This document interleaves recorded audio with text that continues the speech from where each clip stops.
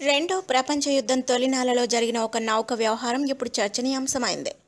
సముద్రం అడుగుకు వెళ్లిపోయిన నౌకలో 4 టన్నుల బంగారం ఉన్నట్లు అనుమానిస్తున్నారు. అదే నిజమైతే దాని ప్రస్తుత మార్కెట్ విలువ 850 కోట్ల రూపాయల వరకు ఉంటుంది. బ్రిటన్లోని అడ్వాన్స్డ్ మెరైన్ సర్వీసెస్ సంస్థకు చెందిన నిధి అన్వేషకుల బృందం ఐస్లాండ్ జలాల్లో ఎస్ఎస్ మిండెన్ అనే జర్మనీ సరుకు రవాణా నౌకను గుర్తించింది. ఇందులోని పేటికలో నాజీలకు చెందిన 4 టన్నుల బంగారం ఉండే అవకాశం ఉందని అనుమానించింది. నౌకకు రంధ్రం చేసి పేటికను బయటకు తీసేందుకు అనుమతిని ఇవ్వాలని ఐస్లాండ్ ప్రభుత్వాన్ని కోరింది.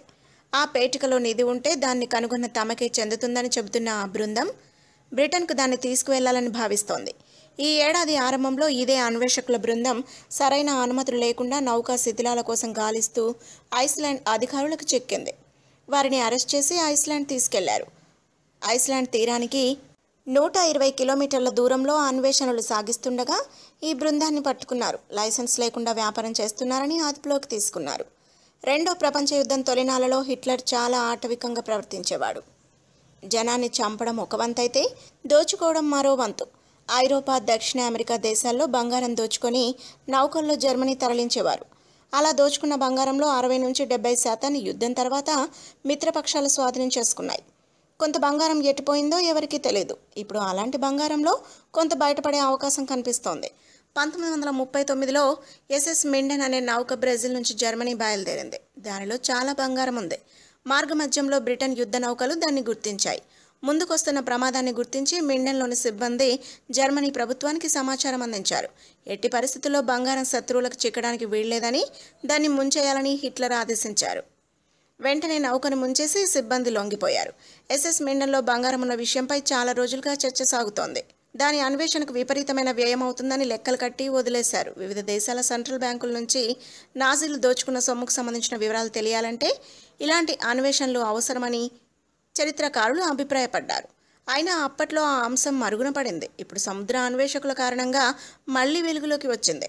అట్లాంటిక్ మహాసముద్రంలో ఎస్ఎస్ మిండెన్ మునిగిపోయింది. 1939 నుంచి ఇప్పటి వరకు సముద్రం అడుగునే ఉండిపోయింది. నిజానికి జర్మనీలో ఒక షిప్ యార్డ్లో దీన్ని నిర్మించారు. 1921లో తయారైన ఈ నౌకలో ట్రిపుల్ ఎక్స్పాన్షన్ ఇంజన్ ఉంది. అందుకే అది అత్యంత వేగంగా ప్రయాణించగలదు. అనేక పర్యాయాలు బంగారం రవాణా చేసిన ఈ నౌకకు 1939 ప్రథమార్థంలో మరమ్మతులు నిర్వహించారు. అంతలోనే బ్రిటన్ నావికా దళానికి భయపడి నౌకను ముంచేయాల్సి వచ్చింది. నౌక వరకు వెళ్లేందుకు ఐస్లాండ్ ప్రభుత్వం అనుమతిస్తుందా అన్నది పెద్ద ప్రశ్నే. అడ్వాన్స్ మెరైన్ సర్వీసెస్కు లైసెన్స్ లేదని గుర్తించినప్పుడు మరో సంస్థకు అనుమతించే అవకాశం ఉందా?